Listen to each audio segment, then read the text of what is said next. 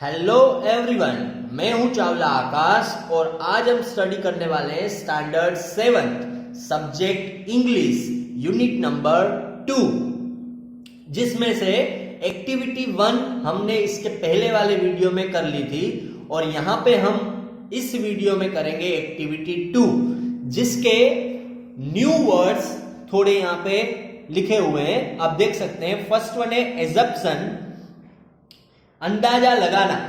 Okay, जैसे हम किसी भी चीज को गेस करते हैं, अंदाजा लगाना। Okay, second one evidence, evidence means सबूत, proof. Third one is glint, sparkle, light, चमक। जैसे आपको क्लास में सर पूछते हैं कोई क्वेश्चन और आपको उसका आंसर आता है श्योरली, तो आपके मुंह में क्या आ जाएगी? चमक आ जाएगी, उसे बोलते हैं glint. Fourth one is outsmarted, to defeat, उसका मीनिंग होता है टू डिफीट यानी कि हरा देना। फिफ्थ वन इज आउटविटेड, होशियारी से हराना।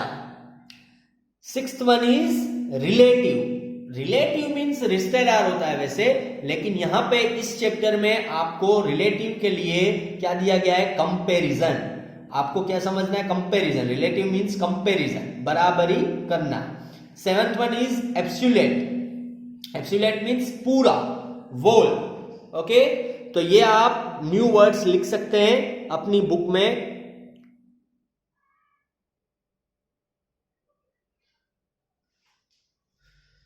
तो जैसा कि हमने न्यू वर्ड्स लिख लिए हैं, ओके, अब हम स्टार्ट करते हैं एक्टिविटी 2।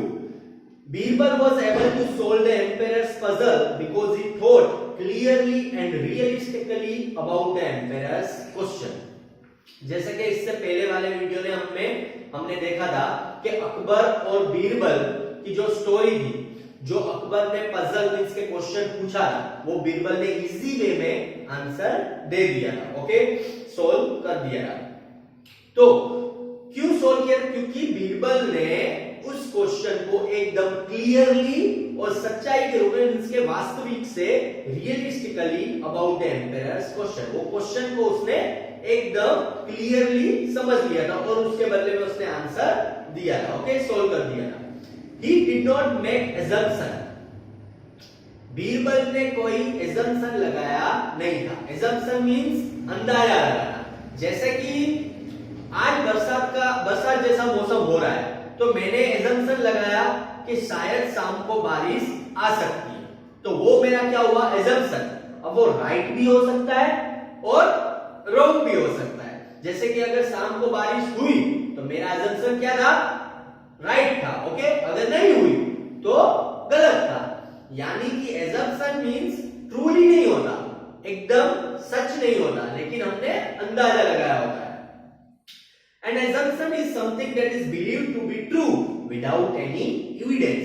आपके पास कुछ प्रूफ नहीं होता, आपके पास कुछ प्रूफ नहीं होता, लेकिन आपने सिर्फ क्या लगाया होता है? अंदाजा। Sometimes making an assumption is correct. For example, if your relative falls asleep very early in the evening, you might assume that he is tired and you might be right।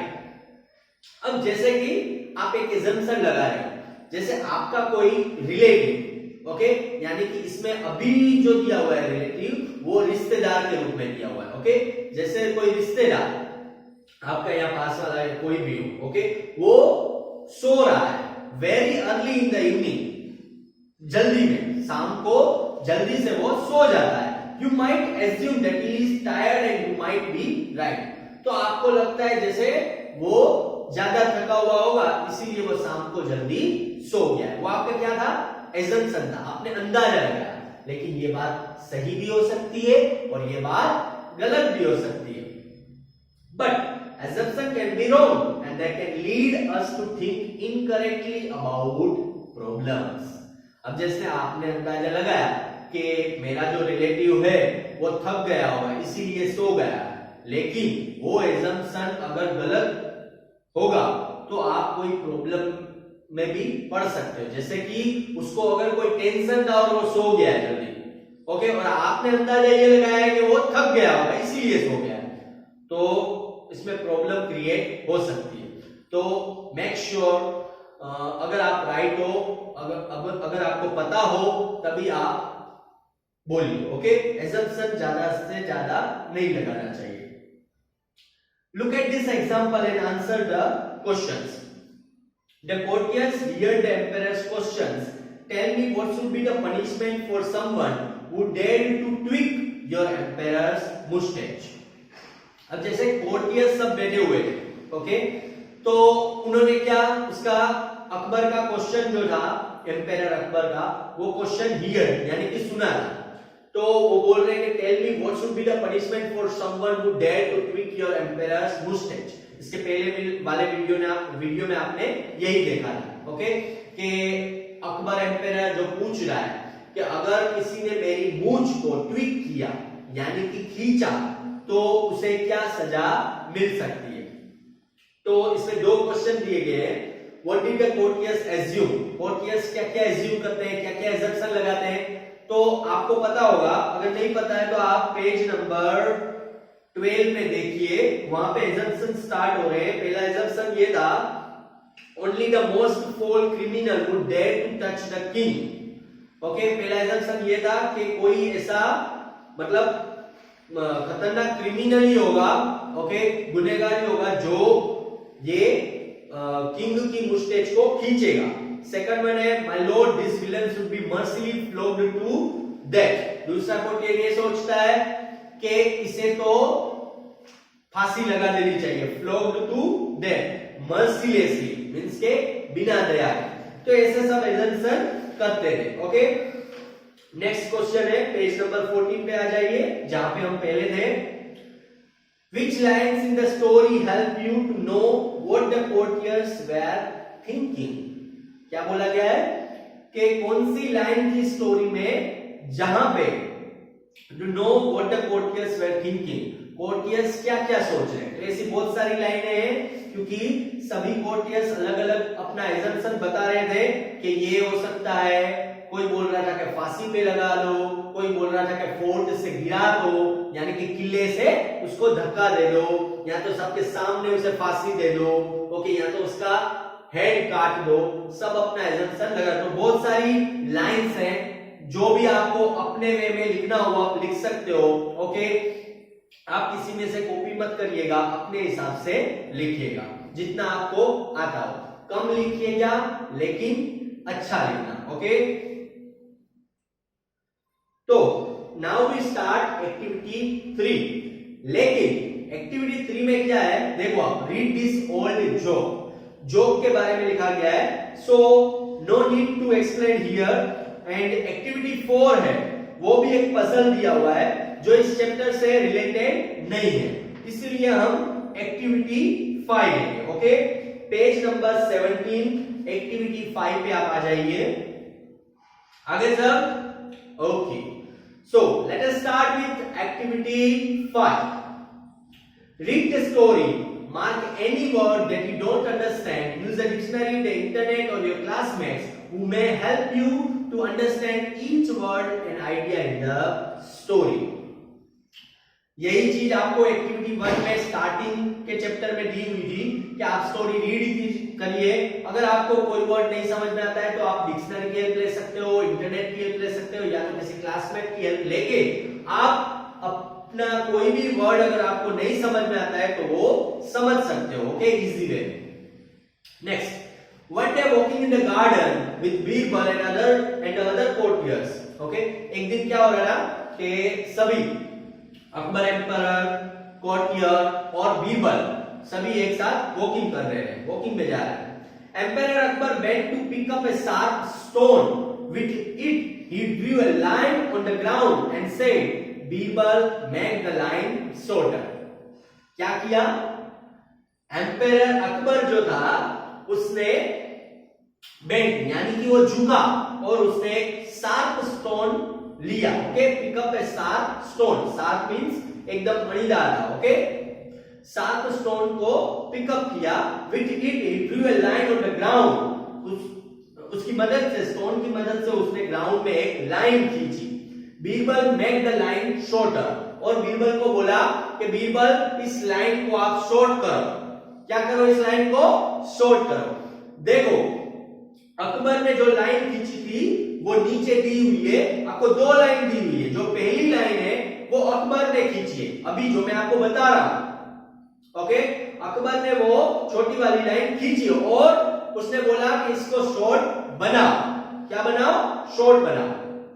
He paused and with a glint of mischief in his eyes, he said, "But don't touch it, just make it shorter." क्या बोला अकबर ने? अकबर ने पहले जैसे बोला ना तो उसके मुंह पे स्पार्कल मींस के ग्लिंट हो गया, चमक आ गई, और मिस्चिफियसली मींस के मस्ती के मूड में उसने बोला, "But don't touch it." इस लाइन को आप शॉर्ट करो लेकिन उसको टच करना नहीं है। Just make it shorter. Just आपको क्या करना है? लाइन को शॉर्ट करना है। अब देखिए, the courtiers looked at each other. जो कोर्टियर्स खड़े थे साथ में वॉकिंग करने गए थे ना, तो कोर्टियर्स एक दूसरे के सामने सामने देख रहे हैं। Birbal surely could not do this. Birbal इस प्रॉब्लम मतलब ये जो क्वेश्चन पूछा था, ये जो क्वेश्चन करने के लिए कहा था, ये कर नहीं सकता, ऐसा सब सोच रहे थे, कोर्टियर्स सोच रहे थे। Could not do this. Could he? क्या आपको लगता है इस बार बीरबल ये पजल यानी कि ये क्वेश्चन सॉल्व कर लेगा? Perhaps he would finally be outwitted. Okay, इस बार मतलब कोर्टियर्स, सब कोर्टियर्स को लगता है इस बार तो जो एम्पायर अकबर है वो अपनी होशियारी से बीरबल को हरा ही देंगे। But Birbal calmly bent down to pick up another stone. लेकिन बीरबल क्या करता है? एकदम शांति से झुकता है और दूसरा पत्थर लेता है, दूसरा पत्थर लेता है। He quietly drew a second line below Akbar's. एक लाइन खींचता है। अकबर के नीचे वाली जो लाइन है, जो दूसरी लाइन है, वो किसकी है? बीरबल की है। ओके, वो लाइन खींचता है। Everyone looked at the two lines. Akbar line was clearly shorter than Birbal's. सब देख रहे हैं दोनों लाइन को। पहली वाली किसकी थी? अकबर की। दूसरी वाली किसकी है? बीरबल की। Akbar line was clearly shorter than Birbal's. Akbar की लाइन क्या हो चुकी थी? शॉर्ट हो चुकी थी। बीरबल की लाइन जैसे कि बीरबल ने खींची तो अकबर की लाइन क्या हो गई? शॉर्ट हो गई। Problem puzzle solve. Okay, there was a brief silence, then Akbar smiled. I thought I had outsmarted you this time, but you have done it again. देखिए, बीरबल ने किसी चालाकी से उसका जवाब इजी वे में दे दिया। अकबर उसको आजमाना चाहते थे, मतलब अकबर को लग रहा था कि इस बार तो मैं इसे हरा ही दूंगा, लेकिन बीरबल अपनी होशियारी से, अपनी समझदारी से वो आंसर का जवाब दे देता है। उसको टच नहीं करना था छोटी अकबर की लाइन को, लेकिन उसको छोटा बनाना था। तो उसने क्या किया? बीरबल ने एक बड़ी वाली लाइन खींच ली, तो उससे क्या हो गया? अकबर की लाइन शॉर्ट हो गई। There was a brief silence.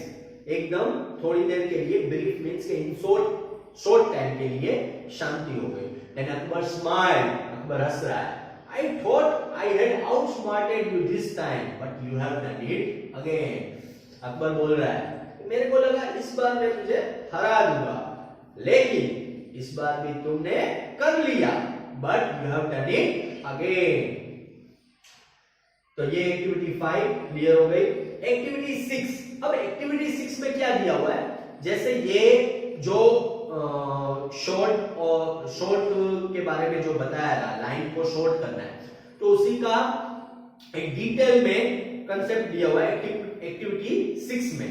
तो चलिए देखते हैं, डिटेल में पढ़ते हैं। Okay, Birbal did not make the line shorter than it was when Akbar first drew it, but he made Akbar's line shorter than his line. Birbal की जो line थी वो छोटी नहीं थी, ओके, लेकिन उसने बड़ी खींच के अकबर की लाइन को क्या कर दिया? शॉर्ट कर दिया।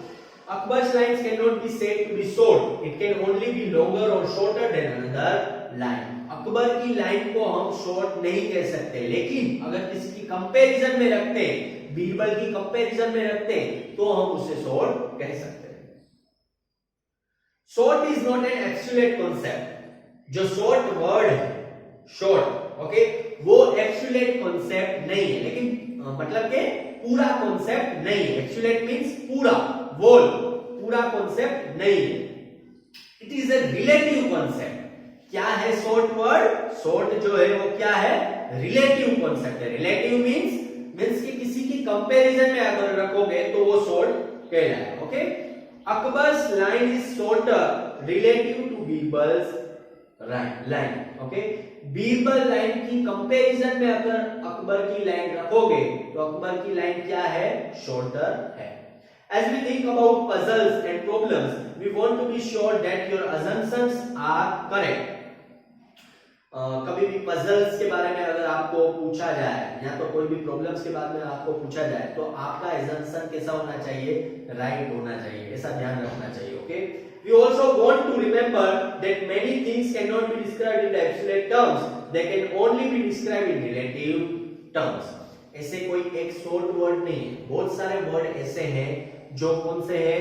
एब्सोल्यूट टर्म्स है। Okay, can not be described in absolute terms. Okay, sorry, can not be described in absolute terms, मतलब बहुत सारे वर्ड ऐसे हैं जो एब्सोल्यूट टर्म्स में हम क्लियर नहीं कर सकते हैं, उसको क्या बोला जाता है? Relative terms. अगर किसी को कंपैरिजन में करोगे तो वो छोटा हो जाएगा, और अगर किसी की कंपैरिजन में करोगे तो वो बड़ा भी हो सकता है। जैसे ये पेन है, ये पेन, ओके, ये पेन को अगर मैं आपसे पूछूं कि ये पेन कैसी है, शॉर्ट है कि टॉल है, कैसी है पेन, तो आप क्या बोलोगे कि इसकी कंपैरिजन में आप दूसरी कोई चीज रखोगे तो ये छोटी भी हो जाएगी और ये बड़ी भी हो जाएगी। जैसे मैंने यहाँ पे इस चीज से, इस पेन से बड़ी पेन रखी तो ये क्या हो जाएगी? छोटी हो जाएगी।